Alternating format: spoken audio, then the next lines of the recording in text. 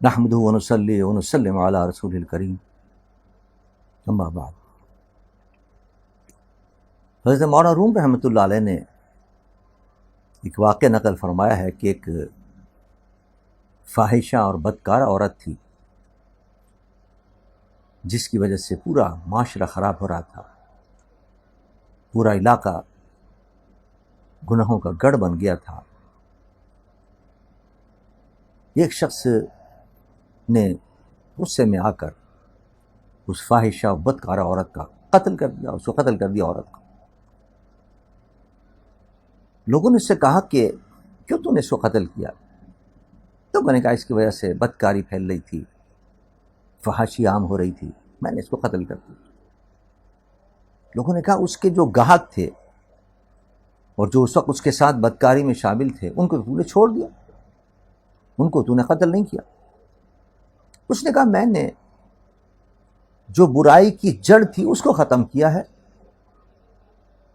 نہ وہ ہوگی نہ کوئی آئے گا، نہ وہ ہوگی نہ گناہ پھیلیں گے۔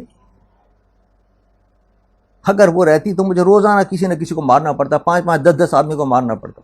میں نے تو ایک کو مارا ہے، سب بچ گئے اور ساری برائیوں سے جان چھوٹ گئی، سارے قتلوں سے جان چھوٹ گئی۔ ایک برائی کو میں نے اور ایک جڑ کو میں نے قتل کر کے اور اس کو میں نے مٹا کر ساری برائیوں سے اور معاشرے کو جان چھڑا دی۔ مولانا روم رحمۃ اللہ علیہ اس واقعے کو نقل کر کے ایک سبق دینا چاہتے ہیں۔ فرماتے اس سے پتہ یہ چلا کہ بعض چیزیں ایسی ہوتی ہیں جو برائیوں کی اور گناہوں کی جڑ ہوتی ہیں، اگر ان کو ختم کر دیا جائے تو بہت سے گناہ سے آدمی بچ جاتا ہے اور بہت سی برائیوں سے آدمی کو نجات مل جاتی ہے۔ مثلا مثال کے طور پر شراب ہے، شراب کو ام الخبائث کہا جاتا ہے کہ برائیوں کی یہ ماں ہے، برائیوں کی جڑ ہے۔ یہ جب انسان شراب پی لیتا ہے بے ہوش ہو جاتا ہے، بے ہوشی کے اندر وہ اول فول بکنے لگتا ہے، گالیاں دینے لگتا ہے، کفر کی باتیں اس کی زبان پر آتی ہیں، شرک کی باتیں اس کی زبان پر آتی ہیں، گالیاں اس کی زبان پر آتی ہیں۔ بے ہوشی کے عالم کے اندر وہ نماز نہیں پڑھ سکتا، نماز اسے ترک ہو جاتی ہے، روزہ اس سے چھوٹ جاتا ہے، تلاوت قرآن اسے چھوٹ جاتی ہے، سارے اچھے کام اس سے چھوٹ جاتے ہیں۔ نہ اس کو اپنا ہوش ہوتا ہے، نہ اپنے تن و بدن کو ڈھانپنے کا ہوش ہوتا ہے۔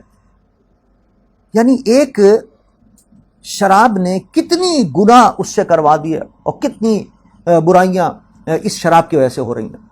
ایک شراب چھوڑ دے آدمی تمام برائیوں سے بچتا چلا جائے گا۔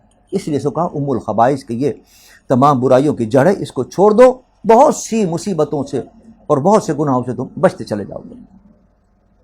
اسی طرح مولانا روم رحمۃ اللہ علیہ اس واقعے سے دوسرا واقعہ دینا چاہتے ہیں کہ انسان کے اندر بہت سی بری عادتیں،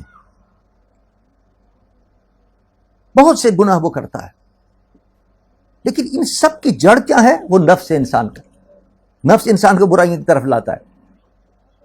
وہ کہتے ہیں کہ نفس کو قابو میں کر، جس کو تصوف کی زبان کے اندر نفس کشی کہتے ہیں کہ نفس کو مار۔ اس نے وہاں ایک عورت کو مارا، تو اپنے نفس کو مار لے، نفس کی وجہ سے جتنی برائیاں ہو رہی ہیں ان سب برائیوں سے تجھے نجات ملتی چلی جائے گی۔ یہ نفس تیرا دشمن ہے۔ دوسرا اگر کوئی دشمن ہو، وہ اگر تجھے قتل کرے گا، اگر تیرا کوئی کافر جنگ کے اندر تجھے قتل کرے گا تو تجھے شہادت کا مرتبہ تو ملے گا، لیکن مولانا روم رحمۃ اللہ علیہ فرماتے ہیں کہ یہ نفس ایسا ہے کہ تجھے مارے گا یہ تو اس کی مار سے دنیا میں بھی تو ذلیل ہوگا اور آخرت میں بھی تو ذلیل ہوگا۔ لہٰذا سب سے بڑا دشمن تو تیرا نفس ہے، کوئی تیرا دشمن نہیں ہے۔ اصل نفس تیرا دشمن ہے، تو اس کو ٹھیک کر لے، دنیا سے ساری دشمنیاں تیری ختم ہوتی چلی جائیں گی۔ آپ فرماتے ہیں کی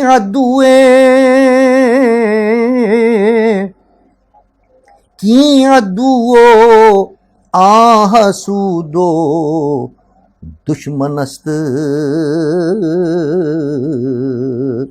خود حسودو دشمن او آتن است۔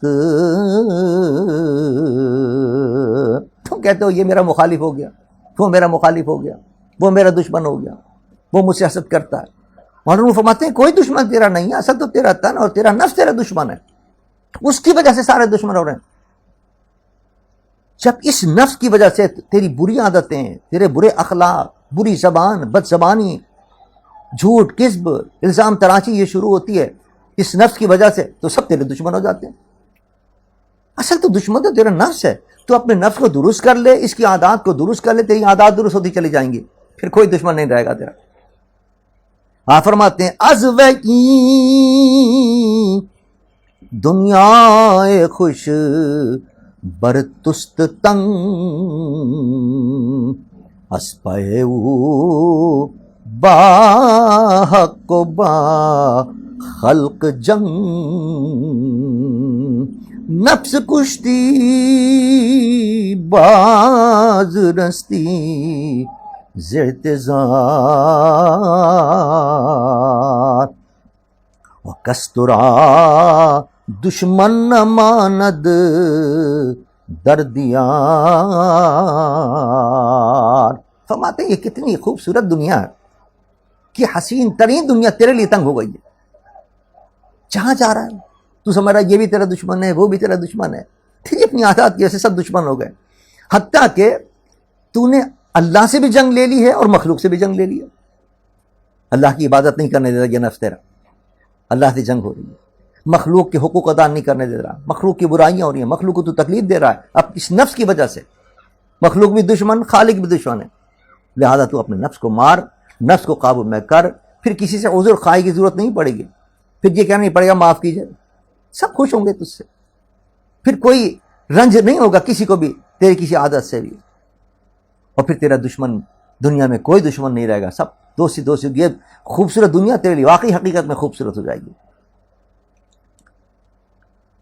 اور روم رحمۃ اللہ علیہ فرماتے ہیں یہ نفس بھی بڑا خطرناک دشمن ہے۔ دیکھیں نا، ایک تو سامنے دشمن ہو، وہ آپ پر حملہ کر رہا ہے، آپ کو پتہ یہ حملہ کر رہا ہے اور یہ میرا دشمن ہے، آپ اس سے بچیں گے۔ لیکن نفس جو ہے وہ بڑی باریک راہوں سے حملہ کرتا ہے، اپنا بن کر حملہ کرتا ہے، دوست بن کر حملہ کرتا ہے۔ اس کی دشمنی کو سمجھنا اور اس کی دشمنی سے بچنا بڑا مشکل کام ہے۔ مثلا مثال کے طور پر مولانا رحمۃ اللہ علیہ فرماتے ہیں دیکھو، جو کسی سے حسد کرتا ہے، کسی اچھائی کو دیکھ کر، کسی کی خوبی کو دیکھ کر، تو یہ نفس تمہارے دل میں خیال یہ لاتا ہے کہ دیکھو اس کی جو عزت ملی ہوئی ہے اور اس کی جو خوبی ہے، اس کی وجہ سے تیری بے قدری ہو رہی ہے، لہٰذا اس کی اس خوبی کو ختم کر تاکہ تیری عزت بڑھے۔ حالانکہ یہ پتہ نہیں کہ حسد کرنے والے سے تو بے قدرہ ہو جائے گا، تیری عزت خراب ہو جائے گی، لیکن نہیں، اس کے دل میں نفس یہ ڈالتا ہے محسود کی طرف سے جس سے حسد کر رہا ہے کہ اس کی اچھائی کی وجہ سے تیری بے قدری ہو رہی ہے، اس کی اچھائی ختم ہونی چاہیے، اس کی یہ عزت ختم ہونی چاہیے۔ اب وہ پھر عزت ختم کرنے میں لگ جاتا ہے، نتیجہ کیا نکلتا ہے؟ اس کی عزت تو ختم ہوتی نہیں، تو بے عزت ہو جاتا ہے، تو ذلیل اور رسوا ہو جاتا ہے۔ آپ فرماتے ہیں خود حسد نقصان و عیب دیگر است، بلکہ از جملہ کمی ہا بدتر است۔ فرماتے ہیں یہ حسد جو ہے یہ سب سے بڑا عیب ہے اور یہ سب سے بڑا نقصان ہے، بلکہ تمام برائیوں کی جڑ، برائیوں کی برائی سب سے بڑی یہ ہے۔ تو یہ سمجھ رہا ہے کہ وہ برائی کر رہا ہے تیرے ساتھ، نہیں، تو اپنے ساتھ خود برائی کر رہا ہے، حسد کر کے اپنے آپ کو ذلیل و رسوا کر رہا ہے۔ پھر مولانا رحمۃ اللہ علیہ فرماتے ہیں جب وہ رسوا ہونے لگتا ہے حسد کی وجہ سے آدمی، تو پھر مصنوعی چیز اختیار کرتا ہے کہ کسی طرح اس کی عزت بن جائے۔ حسد کی وجہ سے تو بے قدرہ ہو گیا، حسد کی وجہ سے تو ذلیل ہو رہا ہے، اب کیا کرتا ہے؟ اپنے نام اچھے رکھنے شروع کر دیتا ہے۔ جیسے مولانا رحمۃ اللہ علیہ فرماتے ہیں بُلْحَکَم نامش بدو بو جہل شد، اے بسا اہل از حسد نا اہل شد۔ فرماتے ہیں ابو جہل میرے آقا سرور دو جہاں صلی اللہ علیہ وسلم کی عزت، عظمت، شان و شوکت کو دیکھ کر حسد میں مبتلا ہو گیا، حسد کی وجہ سے حضور کا اتباع نہیں کیا، حضور پر ایمان نہیں لایا، حضور کی پیروی نہ کی، جلتا رہا حسد کے اندر، حضور کی توہین، حضور کی گستاخی، حضور کی بے ادبی کے اندر لگا رہا، اور اب اس حسد سے جب وہ خود ذلیل ہونے لگا تو اپنی ذلت کو مٹانے کے لیے اپنا نام کیا رکھا؟ ابو الحکم، لقب بڑے بڑے رکھنے شروع کر دیے تاکہ میری عزت بنے۔ لیکن کیا ابو الحکم سے اس کی وہ جو کمتری اور ناقدری تھی وہ ختم ہو گئی؟ نہیں، حسد کی وجہ سے جو ذلت ہو رہی تھی وہ ذلت تو باقی رہی اس کی۔ ہاں اگر وہ اتباع کر لیتا تو عزت پا جاتا، اس کو عزت مل جاتی. پتہ یہ چلا مولانا رحمۃ اللہ علیہ سبق دینا یہ چاہتے ہیں کہ حاسد کو چاہیے کہ وہ محسود جس سے حسد کر رہا ہے اس کی فضیلت، اس کی عزت، اس کی شان و شوکت کا انکار نہ کرے. حسد کرنے سے اس کی عزت کم نہیں ہوگی، تیرے حسد کرنے سے اس کی فضیلت ختم نہیں ہو جائے گی. جو اللہ نے اس کو مقام دیا ہے، تیرے حسد کرنے سے وہ مقام اس کا ختم نہیں ہو جائے گا. ہاں تو البتہ ذلیل ہو جائے گا. مولانا روم رحمۃ اللہ علیہ ایک مثال دے کے سمجھاتے ہیں. فرما دیکھو حضرت یوسف علیہ السلام سے ان کے بھائیوں نے حسد کیا کہ باپ ان سے زیادہ پیار کرتا ہے، باپ کو یہ زیادہ محبوب عزیز ہیں. حسد کرنے لگے اور حسد کے اندر ان کو کنویں کے اندر ڈالا. وہ سمجھتے تھے کہ یہ ختم ہو جائے گا، اس کی یہ حسن و خوبصورتی ختم ہو جائے گی. لیکن کیا ختم ہو گئی؟ اللہ نے تو اور عزت عطا فرما دی، وہ تو بادشاہ بن گئے.